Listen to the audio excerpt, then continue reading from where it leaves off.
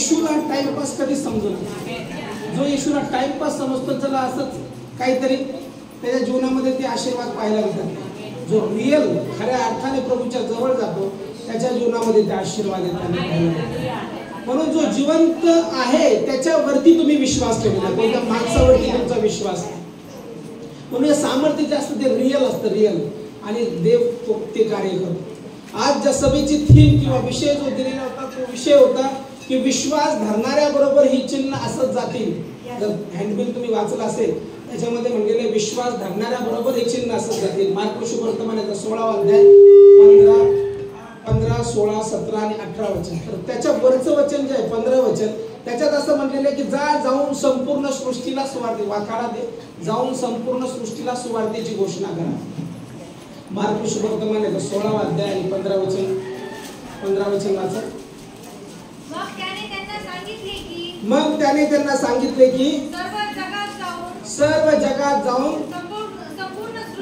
संपूर्ण सृष्टीला सुवार्तेची घोषणा करा.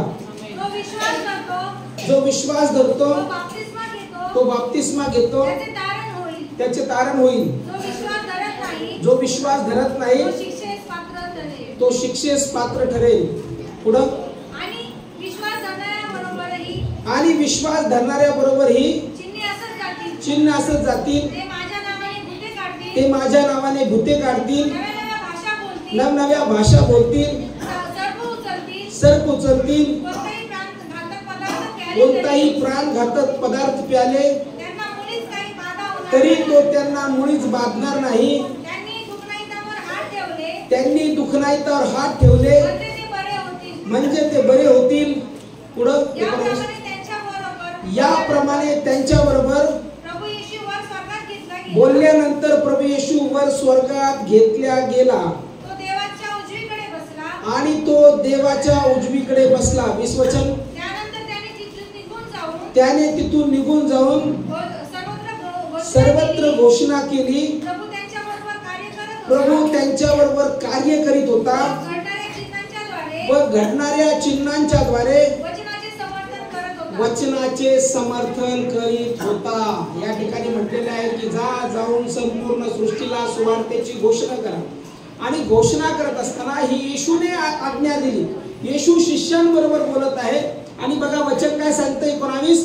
ह्याप्रमाणे त्यांच्याबरोबर बोलल्यानंतर प्रभू येशू वर स्वर्गात घेतला गेला. म्हणजे प्रभू येशूला त्यांनी बघितलं. प्रभू येशू वर स्वर्गात घेतला गेला आणि तो कुठे बसला? व्हेरी गुड, देवाच्या उजवीकडे बसला. म्हणजे आमचा येशू कसा आहे? जिवंत आहे. आज देखील जिवंत. जर तो जो वर स्वर्गात घेतला गेला आणि जो देवाच्या उजवीकडे बसला तर तो मृत झालेला नाही, मरणातून उठला आणि मग नंतर तो देवाच्या उजवीकडे बसला. आणि उजवीकडे बसल्यानंतर हे खोटं नाही तर हे सत्य आहे. म्हणून 2020 किंवा 24 वर्षानंतर आम्ही इथं बसून देवाची आराधना करतो, येशूची उपासना करतो. जर हे खोटं असतं तर आतापर्यंत खोटं तुम्हाला माहिती आहे, खोटं जास्त काळ चालत नाही. असं म्हणतात ना, सत्य परेशान होता है लेकिन पराजित नाही. जर खोटं असतं तर खोटं संपलं असतं, पण हे सत्य होतं म्हणून किती परेशान झालं तरी आज देखील येशूची सुवार्ता सगळीकडे जात आहे आणि येशू जिवंत आहे. येशू लोकांना प्रगट करत आहे. मग इथं काय म्हटलेलं आहे की येशू ज्यावेळेस या ठिकाणी आज्ञा देते त्यावेळेस तो जाऊन संपूर्ण सृष्टीला सुवार्तेची घोषणा करा. आणि जो कोणी घोषणा करतो, विश्वास धरतो, तो बाप्तिस्मा घेतो, त्याचे तारण होते म्हणजे पापापासून मुक्ती त्याला मिळते. आणि मग नंतर काय म्हटलेलं आहे की विश्वास धरणाऱ्या बरोबर ही चिन्ह असत जातील. मग आता बघा, जर तुम्ही विश्वास धरता, मी विश्वास धरतो, तर माझ्या बरोबर ही चिन्ह असत जातील. म्हणा, माझ्या बरोबर ही चिन्ह असत जातील. का? कारण मी प्रभू येशूवर विश्वास ठेवतो. कोणाबरोबर चिन्ह असत जातील? म्हणा एकमेकाला, तुझ्या बरोबर चिन्ह असत जातील. तुझ्या बरोबर चिन्ह आहे का? चिन्ह मग तुमच्याबरोबर चमत्कार होतात का? तुम्ही प्रार्थना करता त्यावेळेस लोक बरे होतात का? कोणाबरोबर असणार मग हे चिन्ह? इथं बसलेल्या सगळ्यांबरोबर, फक्त माझ्या एकटे बरोबर नाही. तुमच्या हातामध्ये, हाताला बघा बरं जरा, काय हात आहे, छान स्वच्छ करून आले नाही, काय नाही धुतले होते सकाळी, म्हणजे हँडवॉश करून आले चांगलं. हाताकडे बघायला, हे हात तुमचे साधारण हात नाही, मला ते सांगायचं तुम्हाला. या हातांमध्ये फार मोठं सामर्थ्य आहे.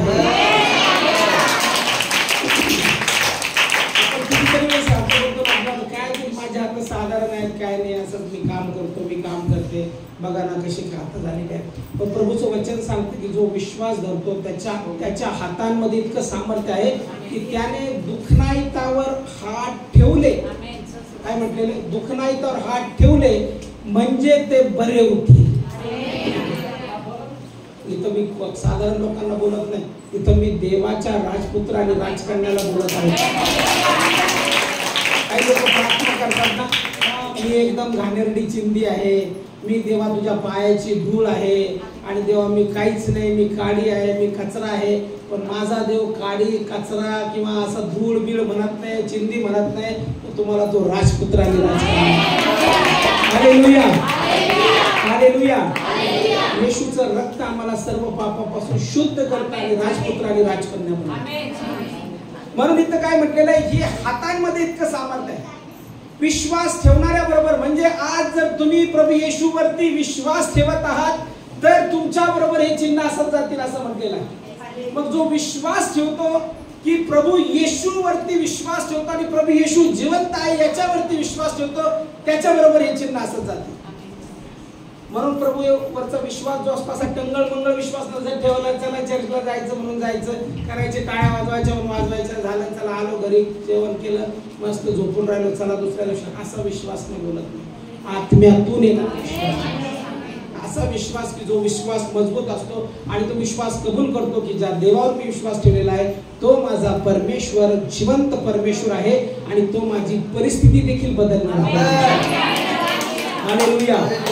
आज मी तुम्हाला सांगतो, इथून जात असताना कितीतरी जणांचं दाखवतो त्याची परिस्थिती बदलणार आहे. आणि तुम्ही म्हणता हे कसं काय होईल?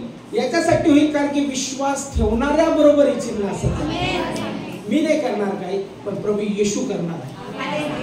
काहीतरी होण्यासाठी काय असावं लागतं? विश्वास. खूप हुशार आहे तुम्ही, समजतं तुम्हाला मला काय सांगायचं. काहीतरी होण्यासाठी काय पाहिजे? विश्वास. पवित्र शास्त्र देखील आम्ही विश्वासाबद्दल बोलतो. मग कोणता विश्वास? कशाचा विश्वास? Very good. तो वधस्तंभावर आमच्यासाठी मेला, काढला गेला, तिसऱ्या दिवशी जेव्हा पित्याने त्याला पुन्हा उठवले, असा अंतःकरणात जो विश्वास तुम्ही जिवंत आहे. आणखी सांगितलं एकदम बरोबर. जे मला बोलायचे होते त्या बोलल्या एकदम बरोबर. प्रभू येशू ख्रिस्त आमच्यासाठी वधस्तंभावर मारला गेला. तो प्रभू येशू ख्रिस्त कबरेमध्ये 3 दिवस राहिला. तो प्रभू येशू ख्रिस्त कबरेतून पुन्हा जिवंत झाला, स्वर्गात घेतला गेला. आणि जो प्रभू येशू ख्रिस्त स्वर्गात घेतला गेला तो पुन्हा आम्हाला घ्यायला येणार. Hallelujah, hallelujah. तेच मी म्हटलं विश्वास. कोणता विश्वास? कसा विश्वास? इब्री लोकासपत्राचा 11वा अध्याय आणि 6व्या वचनामध्ये म्हटलेलं आहे की देवाला विश्वासाविना संतुष्ट करता येत नाही. म्हणजे विश्वास पाहिजे. जर तुम्ही म्हटले मला पहिले, काही लोक येतात चर्चमध्ये माझ्याबरोबर म्हणतात नाही पहिले प्रार्थना करा आणि चमत्कार झाला पाहिजे मग मी विश्वास ठेवून की देव. मी म्हणतो नको, जा तुम्ही, तुमचा विश्वासच नाही ना. देव जसं यांचा नौकरच आहे. हा या या या तुमच्यासाठीच होतो मी, घराच्या चमत्कार जा, तुम्ही खूप काम केलेत माझ्यासाठी. तसं होत नाही. पवित्र शास्त्र आम्हाला विश्वासाबद्दल बोलतं आणि तो विश्वास जो आहे, जो विश्वास धरतो किंवा विश्वास धरणाऱ्या बरोबर, म्हणून म्हटलेलं आहे की विश्वासाविना आम्ही परमेश्वराला संतुष्ट करू शकत नाही. म्हणून सर्वप्रथम आमच्या जीवनात जर काही येतं तर तो विश्वास येतो. आणि विश्वास कशाने येतो? विश्वास कशाने येतो? कोणी सांगाल मला? विश्वास कशाने येतो? काय? वार्तेने. कशी? कोणती वार्ता? सुवार्ता. कोणती सुवार्ता? भरपूर सुवार्ता आहे. प्रभू येशू आमच्यासाठी वधस्तंभावर मरण पावला ही सुवार्ता. म्हणजे विश्वास ही वार्तेने येते आणि ती वार्ता म्हणजे प्रभूचं वचन. म्हणजे प्रभूचं वचन ज्यावेळेस आमच्या कानापर्यंत येतं ते आम्ही ऐकतो, ग्रहण करतो, त्यावेळेस तो विश्वास वाढतो. म्हणून सगळ्यात पहिलं आम्ही जर प्रभूमध्ये परिपक्व व्हायचं तर आम्हाला बायबल माहिती पाहिजे, आम्हाला वचनं माहिती पाहिजे, कुठं काय लिहिलेलं आहे ते माहिती पाहिजे, आम्हाला ज्ञान पाहिजे. जर आम्ही नव्या कराराचं वचन जुन्या करारात शोधतो आणि जुन्या कराराचं नव्या करारात तर असं जमणार नाही. आणि मग तुम्ही म्हणता की प्रभू माझ्या जीवनात कार्यच करत नाही. प्रभू जे कार्य करतो ते त्याच्या वचनाने करतो. वचन माहिती पाहिजे. म्हणून वचन जे आहे किंवा वचन जे सामर्थ्य आहे ते वचन सामर्थ्य जे आहे ते विश्वासामध्ये प्रथम विश्वास येतो आणि ते विश्वासानंतर ते कार्य करायला सुरुवात करतं. म्हणून वचन ज्यावेळेस आम्ही स्वीकारतो त्यावेळेस ते वचन आमच्या जीवनामध्ये कार्य करतं आणि ते विश्वास वाढवतं. म्हणून म्हटलेलं की वाढतेने विश्वास येतो आणि ती सुवार्ता आहे. आणि ती सुवार्तेची घोषणा योहान 3:16 सगळ्यांना पाठ असेल. देवाने जगावर एवढी प्रीती केली की त्याचा एकुलता एक पुत्र दिला अशासाठी की जो कोणी त्याच्यावर विश्वास ठेवतो त्याचा नाश होऊ नये तर त्याला सार्वकालिक जीवन प्राप्त व्हावे. हालेलुया. आवाज कमी झाला. हालेलुया. हालेलुया. येशू ख्रिस्ताने आमच्यासाठी वधस्तंभावर प्राण दिलेला आहे. ही सुवार्ता जी आहे ही सुवार्ता ज्यावेळेस आम्ही स्वीकारतो त्यावेळेस मग ही सुवार्ता काय आहे तर सुवार्ता जी आहे ती आत्ताच आपण ऐकली. पहिले कोरिंथीचा 15वा अध्याय जर आम्ही बघितला आणि 3 ते 7 वचन त्यामध्ये देखील खूप सुंदर सांगितलेलं आहे. पहिले कोरिंथ याचा 15वा अध्याय आणि 3 ते 7 वचन. हालेलुया. वाचा कोणीतरी. कारण जे मला सांगण्यात आले ते मी तुम्हाला सांगून टाकले. त्यापैकी मुख्य आहे की शास्त्राप्रमाणे ख्रिस्त तुमच्या आमच्या पापाबद्दल मरण पावला, तो पुरला गेला. शास्त्राप्रमाणे 3ऱ्या दिवशी त्याला पुन्हा उठवण्यात आले आणि तो कैफाला मग 12 जणांना दिसला. त्यानंतर तो एकदम 500 पेक्षा अधिक बंधूंना दिसला. त्यातील बहुतेक जण आजपर्यंत हयात आहेत आणि कित्येक महानिद्रा घेत आहेत.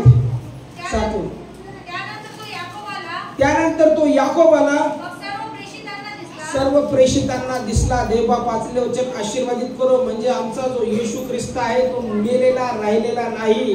त्याला वधस्तंभावर खिळण्यात आलं. तुमच्या आमच्या पापासाठी तो वधस्तंभावर मरण पावला. त्याच्यानंतर पवित्र शास्त्र स्पष्ट सांगतो तो पुरला गेला. शास्त्राप्रमाणे 3ऱ्या दिवशी त्याला पुन्हा उठवण्यात आले आणि तो कैफाला मग 12 जणांना त्यानंतर तो एकदम 500 पेक्षा अधिक बंधूंना दिसला आणि त्यानंतर तो याकोबाला व सर्व प्रेषितांना दिसला. काय म्हटलेलं आहे? दिसला.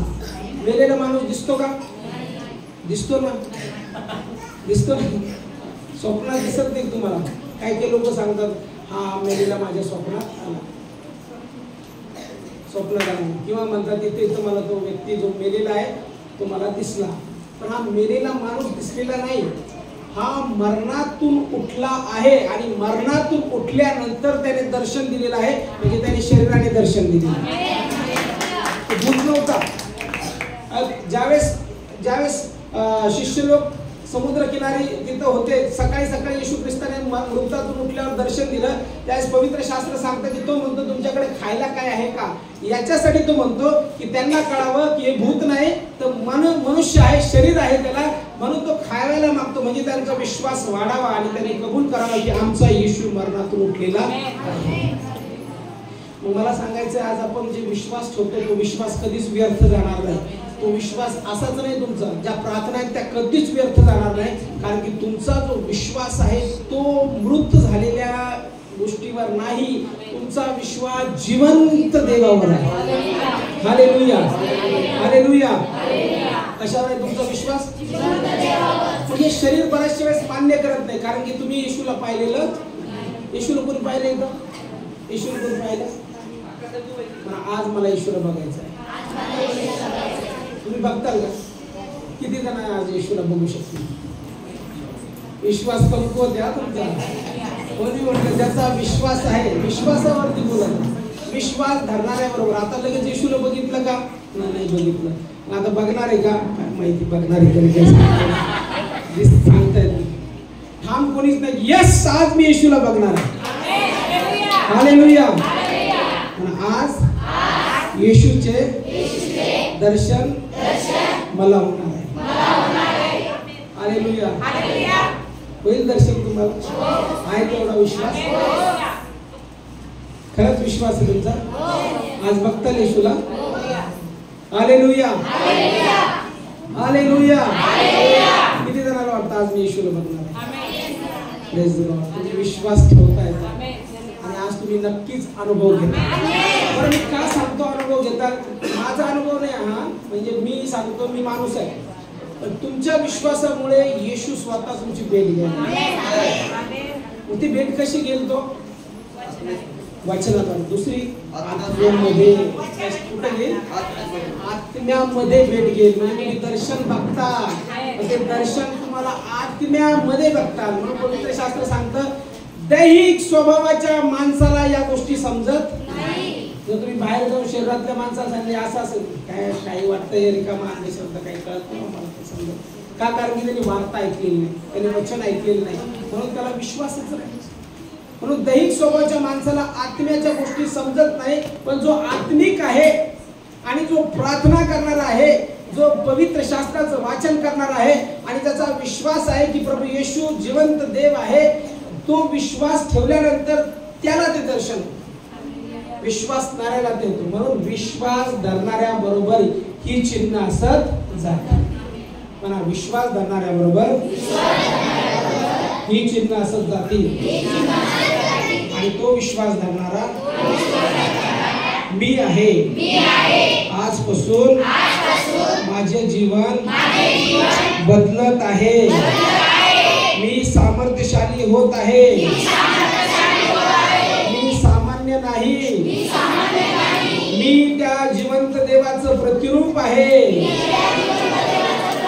आणि त्याचा पवित्र आत्मा माझ्या बरोबर आहे. हालेलुया. हालेलुया. त्याचा जिवंतपण अनुभवण्यासाठी आम्हाला विश्वास ठेवावा लागतो. म्हणून म्हटलेले विश्वास धरणाऱ्या बरोबर ही चिन्ह असत जातील. म्हणजे विश्वास जर धरत नाही तर तुमच्या बरोबर चिन्ह असत जाणार नाही. तुम्ही चिन्ह चमत्कार करणारे ठरणार नाही. तुम्ही साधारण लोक राहणार. जसे जगातले लोक राहतात तसे तुम्ही राहणार. पिडलेले, कायम त्रासलेले, कायम पैशासाठी मरमर, कायम झगडे, कायम त्रास, कायम हे, कायम दुःख, हे उठसूट दवाखाना, हे ते हे असतं जगातल्या लोकांचं काम. पण जो विश्वासणारा असतो त्या विश्वास धरणाऱ्या बरोबर चिन्ह आणि चमत्कार असतात. हालेलुया. आमचं लाईफ कसं असतं? आमचं जीवन कसं असतं? चमत्काराने. मला मी एक चमत्कार आहे. माझं जीवन एक चमत्कार आहे. कारण मी प्रभू येशूवर विश्वास ठेवला. किती जणांनी येशूचा अनुभव घेतलेला आहे? अनुभव घेतलेला आहे. भरपूर जणांनी अनुभव घेतला. मला इथं जास्त बोलायची गरज नाही. ऑलरेडी तुमचा अनुभव आहे आणि तुमचा विश्वास. फक्त इथं देवाचं वचन डिलिव्हर मी करतो. येशूने जे सांगितलं ते सांगण्यासाठी आले. मग जर आमचा विश्वास आहे या सुवार्तेवर की येशू ख्रिस्त वधस्तंभावर आमच्या पापासाठी मरण पावला, तो गाडला गेला आणि तिसऱ्या दिवशी तो पुन्हा उठला, तर प्रभू मी जर तुझ्यावरती विश्वास ठेवत आहे तर या वचनाप्रमाणे माझ्या जीवनात होणार आहे. जर मी विश्वास ठेवत आहे तर जसं वचनात लिहिलं तसं माझ्या बरोबर होणार आहे. जर हे खोटं असतं तर फाडून फेकून द्या. पण हे जर सत्य आहे तर तसंच होणार जसं याच्यामध्ये लिहिलं. काही लोकांबरोबर चमत्कारच होत नाही. वळले ठाक जशीच्या तसे वर्षानुवर्ष तेच का होत नाही सांग? विश्वास ठेवतात म्हणतात ना ते, आम्ही विश्वास ठेवतो. आणखी काय? तसेच्या तसेच वर्षानुवर्ष एकच स्टाईल.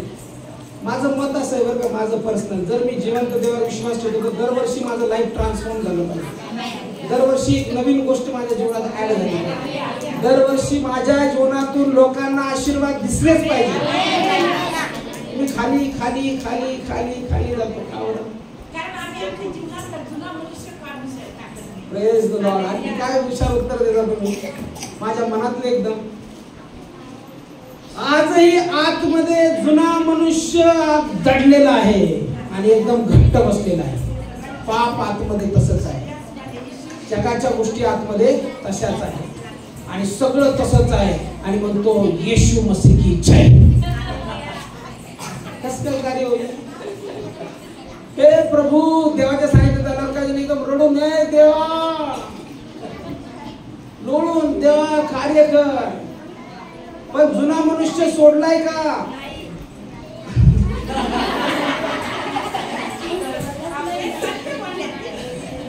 सत्य बोलले. आज सत्य बोलायला लागले सगळे. जुना मनुष्य सोडलाच नाही ना आपण. किती सत्य बोलले. जुना मनुष्य जसा आहे तसाच आहे, फक्त आम्ही चर्चला जातो. आम्ही ख्रिश्चन आहोत. जे ख्रिस्ती म्हणतात ते ख्रिस्ती नाही. कारण की ख्रिस्त म्हणजे अभिषेक, अभिषिक्त. अभिषिक्त माणूस कधीच रविवारच्या दिवशी घरी धाराडूर झोपत नाही. ते ख्रिस्ती. आमच्या बाजूला ख्रिस्ती लोक राहतात, ते चर्चला जातात नाही का, वर्षानुवर्ष घरी राहतात, फक्त नाताळाला. ते ख्रिस्ती नाहीच आहे. कोण म्हणे त्यांना ख्रिस्ती? ख्रिस्त म्हणजे विश्वास, ख्रिस्त म्हणजे अभिषेक. आणि जे अभिषिक्त असतात ते रविवारच्या दिवशी कधीच घरी बसत नाही. अभिषिक्त लोक कशी काय घरी बसतील? कशी काय घरी बसतील? बसूच शकत नाही. तुम्ही बसताल घरी? चला वापते नापते घरी झोपू आपण मस्त काय नाही. आणि एखादी मीटिंग आली तर जाऊ. देवशी कुठे आहे अभिषेक? जुना मनुष्य सोडलेला. कसं चमत्कार होत नाही त्याचं कारण पण असतं. विश्वास धरणाऱ्याबरोबर आपला विश्वासच कुठे आहे? एक रविवारचं चर्च बुडवा तुम्ही, एक रविवार किंवा एक आठवड्याभर जाऊ नका चर्चला, वचन ऐकू नका. तुम्हाला दुसऱ्या रविवारी सैतान काय करेल माहितीये का? नको जाऊ, आळस आलं. काय ते लग्न आहे तिथं, ते जायला पाहिजे, तिथं जायला पाहिजे, आपण तिथं जाऊ. तिसरा रविवार लगेच म्हणतो वाढदिवस आहे तिकडे जायला पाहिजे. आणि चौथ्या रविवारी असा वेळ येईल की त्या चौथ्या रविवारी तुम्ही पूर्ण झोपलेले राहताल आणि म्हणताल आता मला विश्वासच नको, येशूच नको, आता बरं जे चाललं ते चाललं. आणि आणखी जास्त आमचं जीवन श्रापित होतं. काही जण तर कशासाठी देवाचं वचन सोडतात रविवारच्या दिवशी? लग्नासाठी. लग्न किती वाजता असतं? 4 वाजता लागतं. आणि हे जातील कितीला? 12ला. मेकअप फुल करून लिपस्टिक पावडर लाल लावलेलं. आणि तिथं बाळासाहेब पण येणार असतात. मी पण तिथंच येतो. आणि ते पण त्याच लग्नाला गेलेले असतात. आणि ते काही मेन गेस्ट पण नसतात. एकदम पब्लिकच्या आतमध्ये सगळं घामाघूम सगळं मेकअप उतरलेला. आणि मी पण चर्च करून त्या मीटिंग मध्ये येतो. पण पुढं स्टेजवरती येतो, पटकन करतो आणि आपलं काम करून घरी निघून जातो. आणि हे फक्त लग्नासाठी म्हणून सकाळचं चर्च बुडून सकाळपासून तिथे येतात आणि सगळा मेकअप उतरतात, फोटो एकदम भिसून निघतात. आणि कशाला गेलो? नेवर कधीच कॉम्प्रोमाइज करू नका. परमेश्वराच्या सानिध्याशी तडजोड करायची नाही. आता तुमच्या तोंडातून तुम्ही म्हटले जर माझा देव जिवंत आहे तर जिवंत देवाला नवा मनुष्य पाहिजे, जुना मनुष्य नाही. जो मनुष्य रविवारच्या दिवशी देखील परमेश्वराच्या उपासना करत नाही, त्याच्यावरती अभिषेक नाही, तो मनुष्य कशा रीतीने ख्रिस्ती म्हणायचा? ख्रिस्त म्हणजे अभिषेक. अभिषेकच नाही त्याच्या जीवनात. कशा लोकच त्याला ख्रिस्ती म्हणतात? तो नामधारी आहे. त्याने फक्त नेमसेक लावलेला आहे ख्रिस्ती. तो ख्रिस्ती नाही. ख्रिस्ती तर ते लोक आहेत जे देवाची उपासना करतात. तुम्ही दिल्लीचं एक चर्च बघा आता सध्या. सगळे जण जे आहेत ना राजपूत फॅमिलीतून तो परावर्तित झालेला फार मोठा पास्टर आहे. अंकित सेजवान नाव आहे त्यांचं. युट्यूबवर सर्च करा. राजपूत आहे. त्याच्यानंतर तो म्हणतो माझी असिस्टंट पास्टर ब्राह्मण आहे. आणि पिढ्या आमचं चुन्याचं चर्च होतं. असे लोक सगळे झोपलेले आहेत. आणि ज्या लोकांना आज ख्रिस्त माहिती नव्हता ते लोक स्टेजवर येऊन देवाचं काय समजलं असेल त्यांना. आणि आपल्याला जे पिढ्या चर्चला जातात, ज्यांचं चुन्याचं चर्च आहे, त्यांच्यात काय फरक असेल? त्यांना सत्य परमेश्वर समजला. आणि जसा त्यांना सत्य परमेश्वर समजला त्यांनी जुनं पण त्यागून दिलं आणि नवीन मनुष्य धारण केलं. आपण आजही नवीन मनुष्य धारण केलेला. मग ही सुवार्ता तीच आहे की जी सुवार्थ आपण स्वीकारतो आणि ज्यावेळेस सुवार्थ स्वीकारतो त्यावेळेस आमचं जीवन नॉर्मल राहत नाही, तर ते जीवन प्रभू येशू ख्रिस्तासारखं बनतं आणि त्या दिवसापासून आम्ही प्रभूला पाहणारे बनतो. म्हणून मी तुम्हाला म्हटलं, आज किती लोक येशूला बघणार आहेत, किती लोक दर्शन घेणार आहेत. आणि दर्शन घेण्यासाठी पहिली अट आहे, जुना मनुष्य गाडून टाकणे. किती जण जुनं पण सोडायला तयार आहे? जुनं जीवन कमिटमेंट करायची आहे. आज तुम्हाला अशी कमिटमेंट करायची आहे की काही हो तिकडं, मी माझा आठवड्यातला दिवस जो देवाच्या उपासनेसाठी ठेवलेला आहे, तो मी काही जरी झालं तरी येऊन माझ्या जिवंत देवाची उपासना. जुना मनुष्य मी पूर्णपणे त्यागून टाकीन आणि नवीन मनुष्य मी स्वीकारेन. मग ती सुवार्ता हीच आहे. आणि ती सुवार्ता ज्यावेळेस प्राप्त झाली त्यावेळेस पवित्र शास्त्र आम्हाला सांगतं की तो मरणातून उठलेला परमेश्वर आहे, तो जिवंत परमेश्वर आहे आणि तो परमेश्वर जो आहे तो अद्भुत कार्य करणारा देव आहे. मग तो जो जिवंत आहे त्याच्याबद्दल पवित्र शास्त्र देखील सांगतं की ज्यावेळेस त्याला वधस्तंभावर खेळलं त्यावेळेस काय वचन सांगतात आपण ते पण बघू. ज्यावेळेस तो मृत्यू झाला त्यावेळेस मत्ते वर्तमानाचा 28 अध्याय. हालेलुया. बोलताने झाले ना सगळेजण माझ्या बरोबर आहात? झोपलेले म्हणा हालेलुया.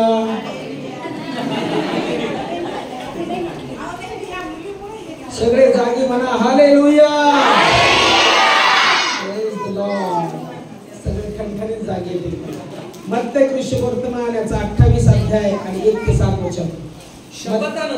शब्बातानंतर आठवड्याचा पहिला दिवस उजाडताच मग्दली मरिया व दुसरी मरिया कबर पाहण्यास आल्या. तेव्हा पहा मोठा भूमिकंप झाला, कारण प्रभूचा दूत स्वर्गातून उतरला.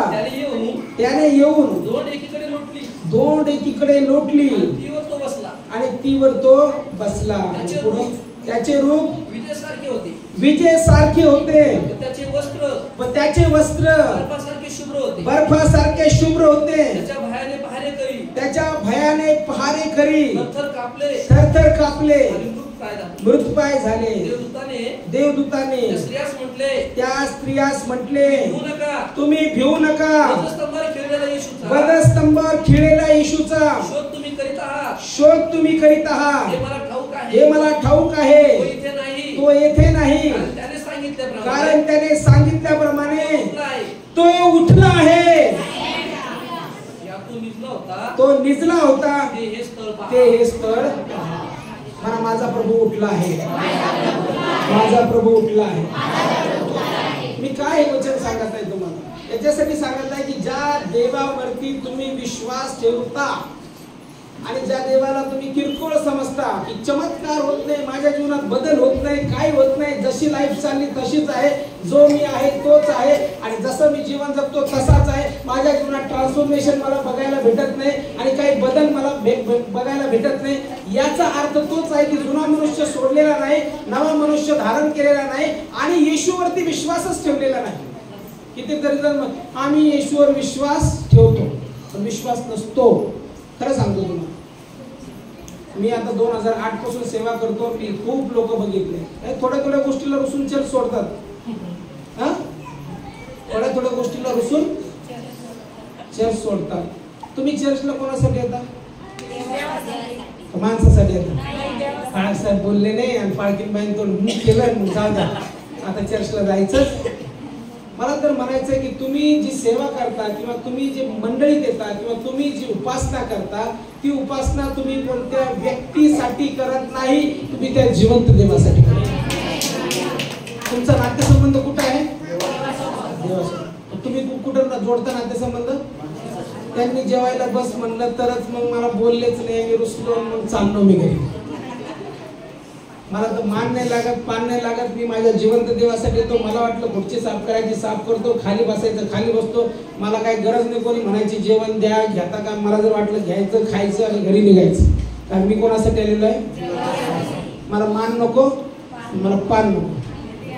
मला फक्त मान आणि पान जो आहे तो फक्त येशूच्या. कोण कशाचा सन्मान, कशाचं काय? आपल्या जीवनामध्ये जो सन्मान आहे किंवा मान जो आहे तो परमेश्वरापासून आम्हाला पाहिजे. लोकांपासून नका घेऊ पण नका. काय करायचं नाही. मातीनं बनलेले शरीर पुन्हा मातीत मिळणार आहे. सगळं इथंच राहील. कोणी असं एक सोनं बिनं केलेलं आहे ते सोबत घेऊन जाईल पेटीमध्ये? नाही ना. आता कसं एवढं सोनं केलेलं आहे, एवढं घरदार बांधलेलं आहे, त्या किल्ल्या दिल्ल्यात पेटीत टाकावर का व्यवस्थित, आणि जाताना सोबत घेऊन जा. तुमचे जे प्रिय आहेत ना, प्रिय घरामध्ये जे बसलेले ते म्हणतात ना, माझी आई लय लाडाचे, माझा बाप लय लाडाचा आहे, माझे पोरं लयच लाडाचे. ज्यावेळेस तुम्ही मरताल ना, तुमच्या नाकात कानात ते सोनं वरबडून काढा. म्हातारीचा वैसेल काहीच चाव देऊ नका सोबत. एक सोन्याचा थोडासा कण देखील गेला नाही पाहिजे. पेपरमध्ये मी वाचलं होतं, एका वडिलांचा मृत्यू झाला, एक वयस्कर माणसाचा, आणि कबर त्याला त्या स्मशानभूमीमध्ये नेण्यात आलं. त्यावेळेस 3 मुलं होते त्या माणसाला, आणि त्या माणसाचं प्रेत जाळायचं राहिलं बाजूला, प्रेतक्रिया राहिली बाजूला. तुफान फिल्मी स्टाईल हाणामारी चालली. कशामुळे चालली ती? सगळं माहिती आहे तुम्हाला, मला सांगायचीच गरज नाही. त्या प्रॉपर्टीसाठी तुफान मारामारी. माणसाचं काही घेणं न देणं. ज्यावेळेस आम्ही देवाच्या घरात येतो त्यावेळेस आम्हाला लय मोठा सन्मान